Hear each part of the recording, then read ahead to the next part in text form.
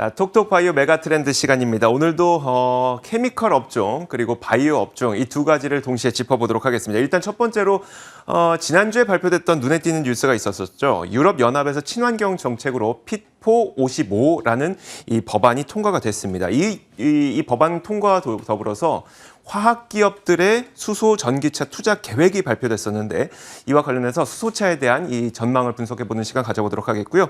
또 이제 이번 주부터 존슨앤존슨을 시작으로 이 제약 기업들, 글로벌 제약 바이오 기업들의 실적 발표가 예정돼 있기 때문에 프리뷰해보는 시간까지 함께 하도록 하겠습니다. 자, 케미컬 에너지 투자자문 차홍선 대표, 강혜경 제약시장 고문, 조성기 기술 고문 함께하도록 하겠습니다. 어서 오세요. 예, 안녕하십니까? 네, 반갑습니다. 자, 먼저 차홍선 대표님, 그 친환경 정책으로 발표됐던 이 핏4 55 이게 어떤 의미이고 수소차랑 전기차 시장에는 어떤 영향을 주게 되는 거예요? 예, 그러니까 핏4 55는 그러니까 1990년도에 온실가스 배출량을 100이라 놓고 본다면 55% 줄여라 이런 소리입니다. 지금 2030년도에는 2030년까지 쭉 꾸준히 내려오는 그런 추세입니다. 그래서 흔히들 보면은 흔히들 유럽 연합이 지금 이제 전기차, 수소차를 주도를 하고 있지 않습니까? 그래서 지금 전 세계 에너지 시장은 석유 전체적으로 이제 3,000조 원을 쓰고 있는데 수송 쪽에서만 1,500조 원을 쓰고 있는데 이것을 석유차, 전기차, 수소차로 3분지계로 이렇게 밸런스를 맞추겠다는 전략 자체가 핏4 55입니다. 그런데 이렇게 100을 기준으로 55%까지 줄이려면 2030년까지 줄이려면 여기도 보시면 알겠지만 핏4 55 한번 보십시오. 보시면은 첫 번째 이제 굵게 했는데 첫 번째가 2035년도에 등록되는 신차는 온실가스가 제로여야 합니다. 그러니까 석유차는 판매가 중지된다 이런 말을 선언적으로 나타냈고요. 두 번째는 이제 그러려면 또 전기차라고 해야 되지 않습니까? 그러면 이제 전기차를 하면 충전 자체가 문제지 않습니까? 그러다 보니까 핏4 55에서는 60km마다 전기차 충전소를 설치해야 된다는 이렇게 두 가지가 대표적이라고 보시면 될 것 같습니다. 그리고 150km마다 수소 연료 충전소도 설치해야 된다. 예, 저게 이제 약간은 이제 충격적으로 다가온 겁니다. 여태까지는 석유의 대항마는 전기차라고 생각했지 않습니까? 그 전기차를 키우는 건 알고, 그 다음에 뭐 예를 들면 미국 같은 경우는 테슬라 같은 경우가 뭐 170배 이렇게 올라가고 뭐 이제 배터리 올라가고 소재 올라갔는데 이제 하이드로젠이 뭐냐 이게 수소차가 왜 저기 들어가 있냐는 거죠. 그래서 저걸 유심히 봐야 될 것 같아요. 그래서 유럽 연합, 그러니까 흔히 골자는 이렇습니다. 석유도 매장량이 한계에 도달했기 때문에 이게 가격이 위로 상방향으로 많이 움직일 가능성도 있고요. 근데 이제 전기차 같은 경우도 배터리 같은 경우도 이런 근거리나 이런 데서는 유리하고 두 번째 있는데 결정적으로 조금 리튬이라든지 니켈이라든지 코발트 같은 경우가 매장량이 한계가 있을 수 있다. 그러면 가격이 또 올라갈 수 있지 않습니까? 그렇기 때문에 또 다른 대안, 수소차에 대한 대안을 제시를 했다는 게 큰 의미가 있다고 봐요. 그래서 전기차 가지고 뭐 테슬라를 뭐 170배 봤는데 이게 수소차에 대해서도 한번 봐야 된다고 보고 있다 이렇게 저는 말씀을 드리고요. 한번 간단히 그림만 보시면은 그러면은 전기차는 이 유럽 연합이 주도를 했는데 그러면 어떻게 해서 전기차가 움직였고 언제 움직이냐 한번 보시면 될 건데 테슬라가 주가상으로 보면은 2012년도부터 해가지고 170배가 올랐습니다. 주가가 지금 이제 뭐 700조지 않습니까? 올랐는데 테슬라가 올라간 거는 우리 주식 투자하는 분들이 보면은 2020년 작년 코로나 3월 달부터 주가 올라갔다고 생각하시잖아요. 네네. 그거는 실질적으로 올라간 거는 한 17배밖에 안 돼요.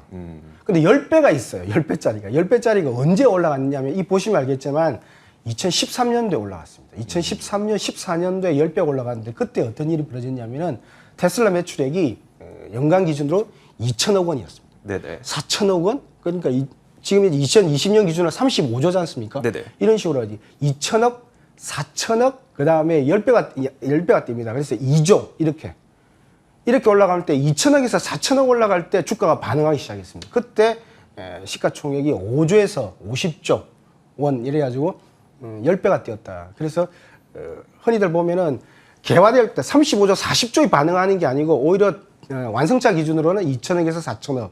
그 다음 장을 보시면은 배터리 중에서도 이제 소재 기업을 나타낸 건데 이는 국내 기업입니다.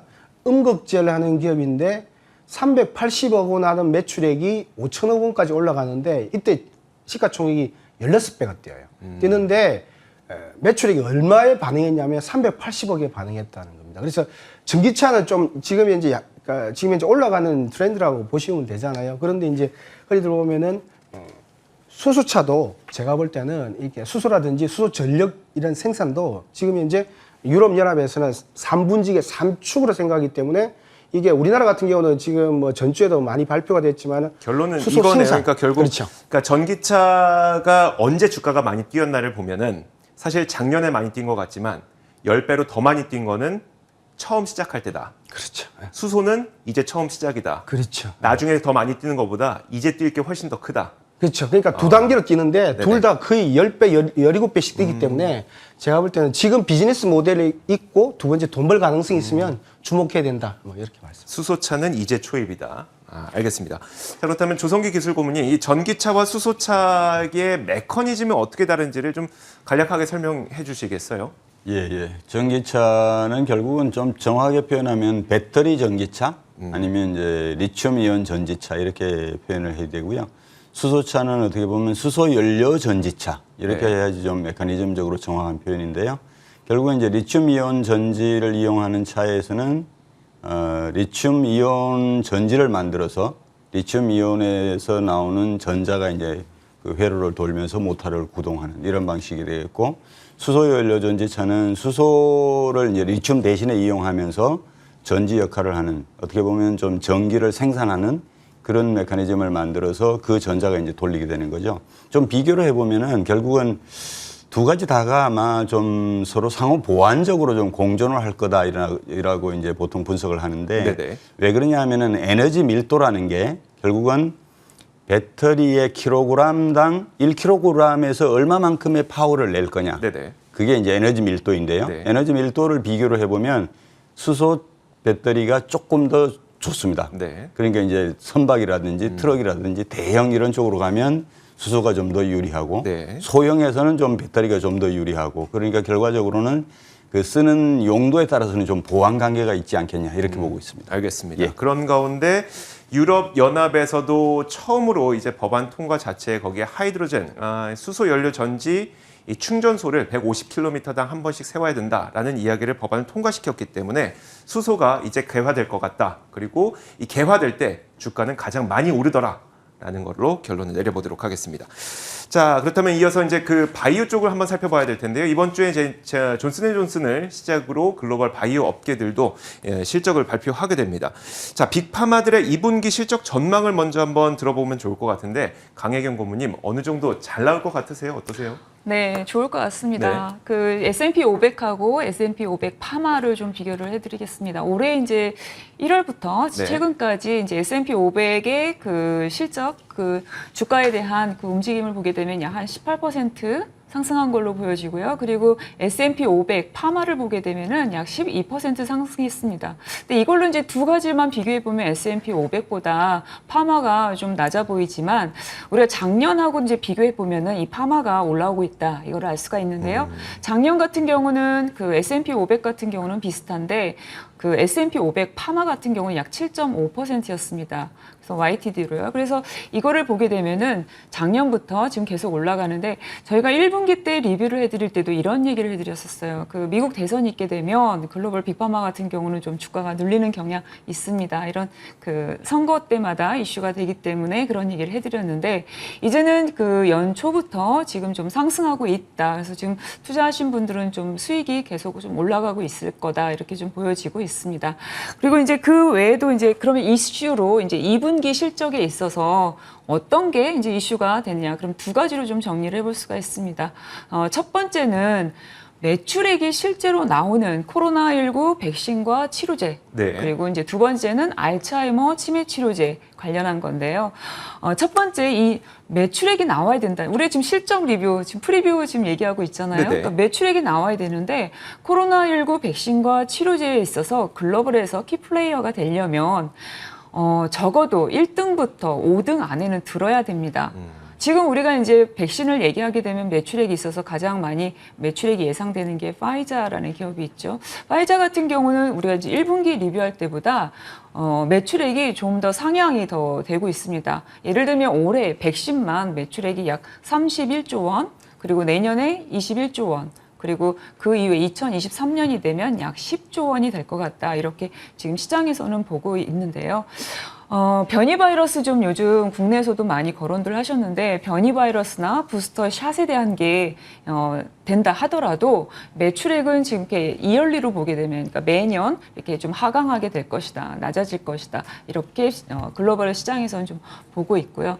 그럼 우리가 이제 백신에 있어서는 파이자 다음으로 또 모더나 생각하시잖아요. 그 mRNA 이 백신 모더나 같은 경우는 모더나 투자하신 분들도 계실 텐데 모더나는 매출액이 좀 더 지금 시장에서 바라보는 게 범위가 좀 넓습니다. 왜냐하면 그 접종 연령에 따른 변화 그리고 부스터샷에 대한 게 아직 결정이 다 안 됐기 때문에 투자하신 분들이라면 이러한 변화가 어떻게 되는지를 좀 참고로 해서 그래서 이 매출액 추정을 좀 잘 하신 다음에 투자를 하시는 게 좋겠다 이렇게 보여지고요. 또 좋은 소식이 있었죠. 지난주에 모더나 같은 경우는 그 시가총액이 이제 100조 원을 넘어가면서 S&P 500에 이제 편입이 된다라는 이런 소식도 들렸습니다. 그래서 작년 연초 생각하면 약 한 20달러 내외였던 게 네네. 지금 286달러까지 그러니까요. 지난주 마감을 했으니까 이제 많이 올랐죠. 그리고 이제 두 번째 이슈는 이제 알츠하이머 치매 치료제 관련한 건데요. 제가 이제 실적 얘기하면서 제일 중요한 건 어쨌든 매출액이 나와야 됩니다라고 지금 계속 강조를 해드리는데요. 바이오젠의 아두카누밥이 승인을 얻었고 지금 뭐 시장에서는 효능을 가지고 여러 이슈가 있지만 그래도 계속 그 시판은 지금 계속 이제 잘 되고 있습니다. 그래서 이런 상황인데 도나네막 같은 경우가 이제 바이오젠의 아두카누밥이 승인을 받고 나니 올해 안에 미국 FDA에 승인 그 신청을 하겠다라고 이제 이런 좋은 소식도 있었고 그러다 보니 글로벌에서는 알츠하이머 치매 치료제를 지금 개발하고 있는 기업들의 주가 상승이 좀 이어지고 있습니다. 그래서 이런 부분들을 좀 참고로 해서 좀 더 보시면 좋겠고요. 그래서 투자 관점으로 보게 된다라고 하면 앞서 이제 S&P 500보다 S&P 그 500 파마가 좀 더 낮아 보였지만 빅파마의 경우에도요 41%로 이렇게 높게 나오는 그런 기업들도 있습니다. 그래서 또 역으로 얘기하면은 아직도 저평가되어 있는 빅파마들도 있기 때문에 그런 부분들을 좀 투자하시면 좀 고려를 하시면 좋겠다 이렇게 말씀드립니다. 알겠습니다. 어쨌든 작년까지는 빅파마들이 대선 때문에 주가가 많이 눌려 있었던 상태고 올해 이 실적이 굉장히 개선될 것으로 기대가 되고 있기 때문에 눌림목이 없었던 그러니까 눌리는 뭐 하방 압력이 좀 줄어드는 이런 상황에서 빅파마들이 훨씬 더 좋을 것 같다라는 의견까지 제시를 해주셨습니다. 자, 지금까지 케미컬 에너지 투자자문 차홍선 대표와 강혜경 시장 고문, 조성기 기술 고문과 함께 이야기 나눠봤습니다. 고맙습니다. 예. 자, 저희 굿모닝 글로벌도 여기까지 하도록 하겠습니다. 함께해 주신 여러분들 감사드리고요. 이어지는 출발 성공 투자도 많은 시청 부탁드리도록 하겠습니다. 오늘도 성공 투자하시길 기원할게요. 함께해 주신 여러분 고맙습니다.